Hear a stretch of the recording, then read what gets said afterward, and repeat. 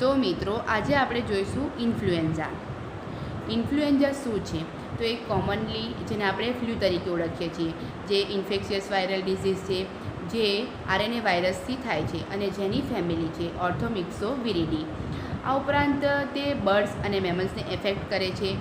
જેના સિમ્ટમ્સમાં શું જોવા મળશે? તો suddenly onset high fever, muscles pain, headache, severe malaise, આ ઉપરાંત પ્રોડક્ટિવ કફ અને સોર થ્રોટ તથા રની નોઝ જોવા મળશે. હવે જોઈશું સ્ટ્રક્ચર ઓફ ઇન્ફ્લુએન્ઝા વાયરસ. જે આપણે જોયું કે જે બને છે ન્યુક્લિયોપ્રોટીન કે જે આરએનએ વાયરસ છે. આ ઉપરાંત તેના ઉપર લિપિડનું એન્વેલપ હોય છે. આ ઉપરાંત જોઈએ તો તેમાં ન્યુરોમિનિડેઝ આવશે અને હિમ એગ્લુટિનિન આવશે. તો હિમ એગ્લુટિનિન જે છે એ વાયરસને હોસ્ટ સેલમાં એન્ટ્રી માટે રિસ્પોન્સિબલ હોય છે, જ્યારે ન્યુરોમિનિડેઝ છે એ વાયરસના મલ્ટિપ્લિકેશન માટે રિસ્પોન્સિબલ હોય છે. હવે આ ઇન્ફ્લુએન્ઝા વાયરસને ક્લાસિફાઈડ કરશું સબ ટાઇપ્સમાં. શેના આધારે? તો એન્ટીબોડી રિસ્પોન્સના આધારે, જે HA અને NA તરીકે લઈશું. અને એ તેના ડિફરન્ટ ટાઇપ્સમાં HA અને NA શેના ડિસ્ટિંક્શન પર લેવામાં આવશે? તો H અને N. એક્ઝામ્પલ તરીકે જોઈએ તો H5 અને N9, જેમાં 16H અને 9N સબ ટાઇપ્સ જાણીતા છે, જે મોસ્ટલી H1, H2 અને H3 તથા N1 અને N2 મોસ્ટ કોમનલી હ્યુમનમાં ફાઉન્ડ થાય છે. આ ઉપરાંત most prevalent human flu viruses કયા કયા છે? તો H1, N1 અને H3, N2. All of the human વર્ઝન્સમાં H1, N1 અને H3, N2 ઇઝીલી ટ્રાન્સમિટેડ થાય છે ફ્રોમ પર્સન ટુ પર્સન. શેના લીધે? તો H1 અને H3 પ્રોટીન્સના લીધે. હવે જોઈશું આપણે ટાઈપ્સ, જેના મેઇનલી 3 ટાઈપ્સ છે ઇન્ફ્લુએન્ઝાના. તે ઓનલી હ્યુમનને જ ઇન્ફેક્ટ કરે છે, જેમાં એક ટાઈપમાં સ્લાઇડ ડિફરન્ટ જોવા મળે છે. શેમાં? તો જીનોમ અને પ્રોટીનમાં. એટલે કે ટાઈપ A અને ટાઈપ B જે ઇન્ફ્લુએન્ઝા વાયરસ છે, જે 8 આરએનએ સેગમેન્ટ્સથી બને છે, જ્યારે ટાઈપ C છે એ 7 આરએનએ સેગમેન્ટથી બને છે. હવે જોઈએ ટાઈપ A. ટાઈપ A નું ટાઈપ જોશું, ઓરિજિનલ હોસ્ટ જોશું, લોકેશન જોશું, એ બધું આપણે જોશું.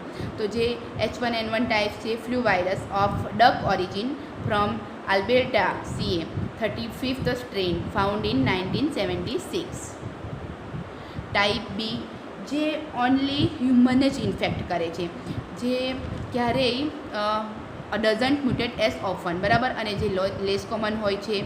આ ઉપરાંત જોઈએ તો જે ક્યાં ફાઉન્ડ થાય છે? તો યમાગાટા, જાપાન, 16 સ્ટ્રેન્ડ અને 1988માં એ ફાઉન્ડ થયું હતું.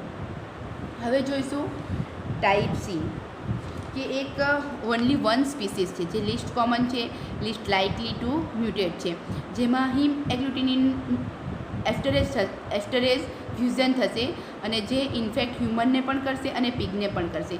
આ ઉપરાંત જો ચિલ્ડ્રનને ઇન્ફેક્ટ કરશે તો તેમાં માઇલ્ડ ઇલનેસ જોવા મળે છે. હવે જોઈશું ટાઈપ C, કે જે ક્યાં ફાઉન્ડ થયું હતું? સાઉ પોવલો, બ્રાઝિલ. શેમાં? તો 37th સ્ટ્રેન ફાઉન્ડ ઇન 1987. હવે એન્ટીજેનિક શિફ્ટ જોશું. એન્ટીજેનિક શિફ્ટ એટલે કે શું? કે જ્યારે વાયરસ પ્રોડ્યુસ થાય ત્યારે હ્યુમન સેલને ઇન્ફેક્ટ કરે છે અને ન્યૂ પ્રોટીન્સ જે હોય તે બોડીમાં એન્ટર કરે, ત્યારે જે પર્સન ઇન્ફેક્ટેડ હોય તે લિટલ અથવા તો પ્રોટેક્શન નહીં રાખે તો તે રેપિડલી સ્પ્રેડ થઈ જશે પોપ્યુલેશનમાં, કે જે એક મેજર ઇન્ફ્લુએન્ઝા પેન્ડેમિક્સ કરશે. હવે જોઈએ ટ્રાન્સમિશન. ટ્રાન્સમિશનમાં આવશે રેસ્પાયરેટરી ડ્રોપલેટ ટ્રાન્સમિશન, કે જે કોઈ પણ ઇન્ફેક્ટેડ પર્સન હશે તે પર્સનનું કફ અથવા સ્નીઝિંગ દ્વારા ડ્રોપલેટના થ્રુ ટ્રાન્સમિશન થશે.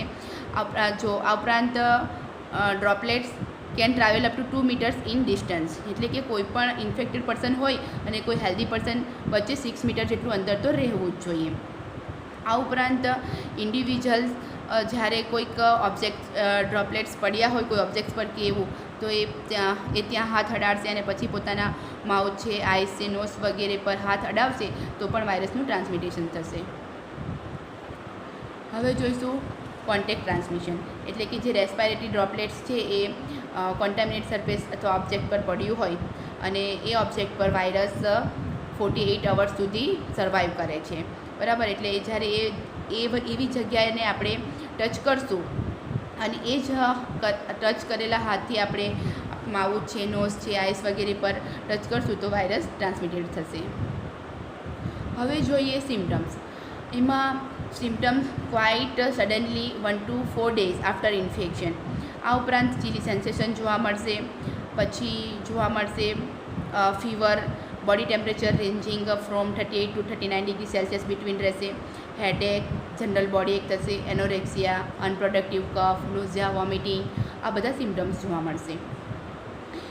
હવે આપણે ઇન્ફ્લુએન્ઝા વાયરસનું ડાયગ્નોસિસ કેવી રીતે કરી શકીએ? તો રેપિડ ઇન્ફ્લુએન્ઝા ડાયગ્નોસ્ટિક ટેસ્ટ, ઉપરાંત વાયરલ કલ્ચર અને પોલિમરેઝ ચેન રિએક્શન.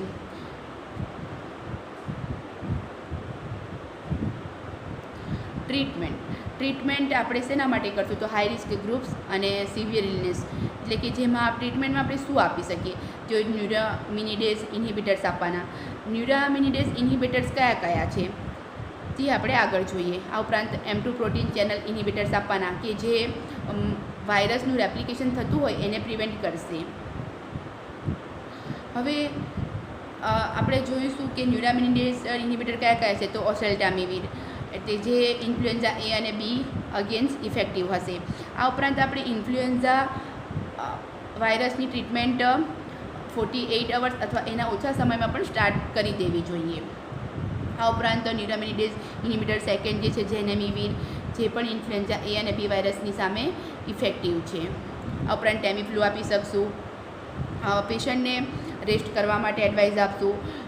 ફૂલ પ્રમાણમાં યાની કે લિક્વિડ ડાયટ આપવાનું રહેશે. આ ઉપરાંત આલ્કોહોલ અને ટોબેકો એને એવોઇડ કરવા માટે કહેવું. જો નેસેસરી હોય તો એસિટામિનોફેન પણ ફીવર અને મસલ્સ પેઇનને જે ફ્લૂ સાથે એસોસિએટેડ હશે તેને રિલીવ કરવા માટે આપી શકશું. આ ઉપરાંત એન્ટીબાયોટિક્સ ક્યારેય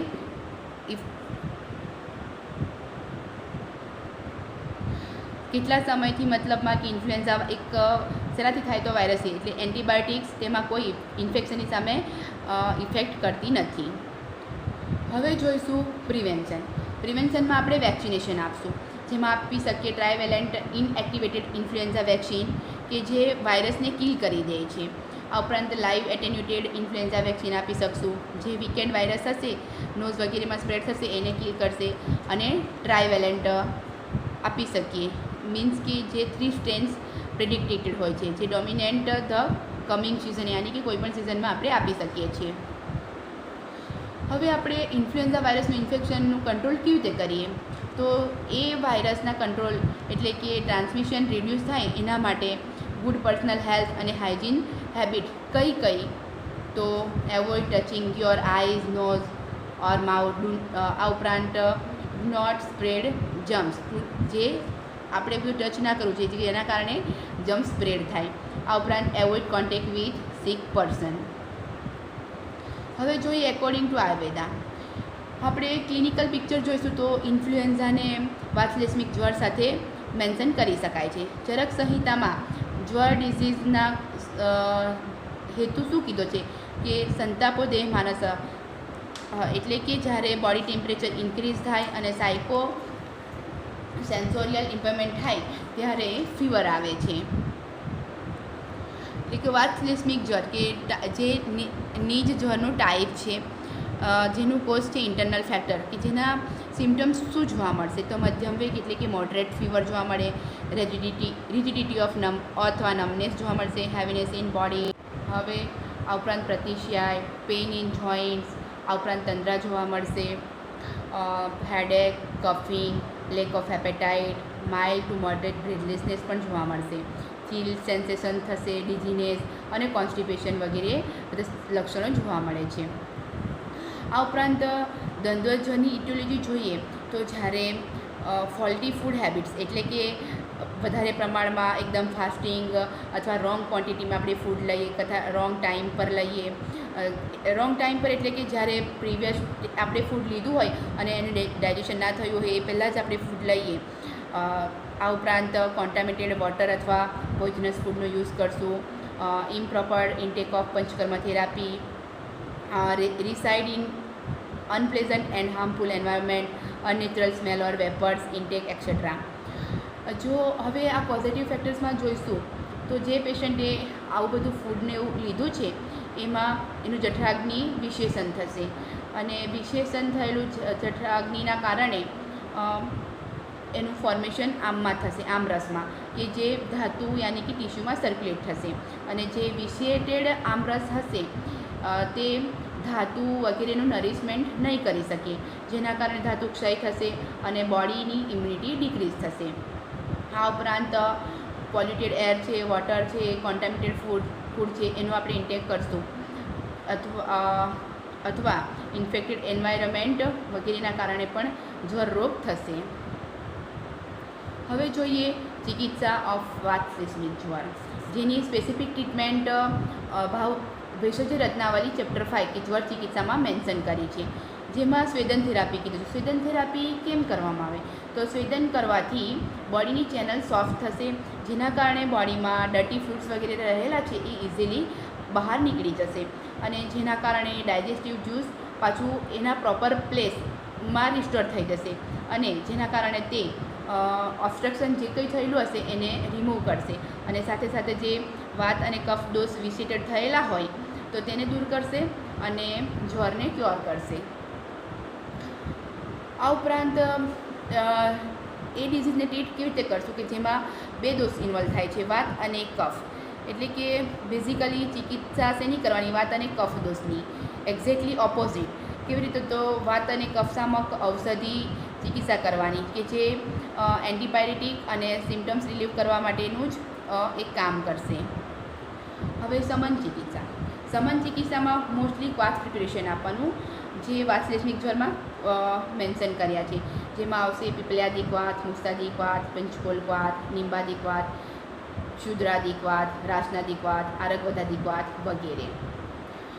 ત્રિફલાદી ક્વાથ, મુસ્તાદી ક્વાથ, દસમૂલી ક્વાથ, દારવાદી ક્વાથ, કિરાતિકતાદી ક્વાથ, બૃહદ પીપળાદી ક્વાથ, આ બધા ક્વાથ મોસ્ટલી એમ્પ્ટી સ્ટમક આપવાના હોય છે અને આખો દિવસમાં 2 વાર 40 ml માત્રામાં આપવા પડે છે. હવે અધર મેડિસિન્સ જોઈએ તો જેમાં આપણે ત્રિભુવન કીર્તિ રસ આપી શકશું, મહાલક્ષ્મી વિલાસ રસ આપી શકશું, સંજીવની વટી આપી શકશું, આ ઉપરાંત બૃહત્યાદી ક્વાથ પણ આપી શકશું. Thank you.